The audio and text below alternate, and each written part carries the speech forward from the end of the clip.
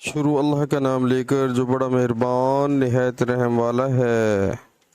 اے پروردگار، ہم کو اپنا فرما بردار بنائے رکھیو اور ہماری اولاد میں سے بھی ایک گروہ کو اپنا متی بنائے رہیو، اور پروردگار ہمیں طریق عبادت بتا اور ہمارے حال پر رحم کے ساتھ توجہ فرما، بے شک تو توجہ فرمانے والا مہربان ہے۔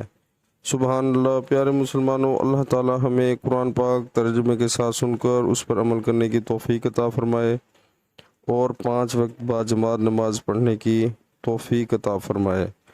پیارے مسلمانوں، اللہ تعالی بہت غفور و رحیم ہے، لیکن ہم انسان جو ہے وہ شیطان کے کہنے پر آ کر اللہ تعالی کو بھول جاتے ہیں، یعنی کہ ہم شیطان کے رستے پر چلتے ہیں۔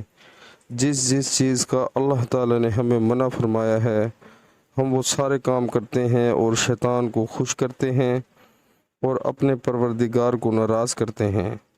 تو پیارے مسلمانوں، ہمیں اپنی زندگی میں غور کرنا چاہیے کہ ہم اپنی زندگی کس طرح گزار رہے ہیں۔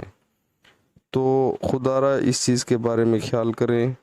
اللہ تعالی غفور و رحیم ہے، ہمیں اپنی زندگی کے تمام معاملات میں اللہ سے مدد مانگنی چاہیے اور اللہ تعالیٰ کی فرما برداری کرنی چاہیے، اور اللہ سے دعا کرنی چاہیے، یا اللہ ہماری اولاد کو جو ہے فرما بردار بنا اور عبادت کرنے کی توفیق عطا فرما۔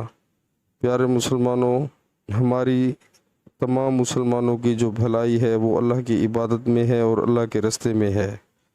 تو ہمیں غور کرنا چاہیے کہ ہم کتنا اللہ کا حکم مان رہے ہیں۔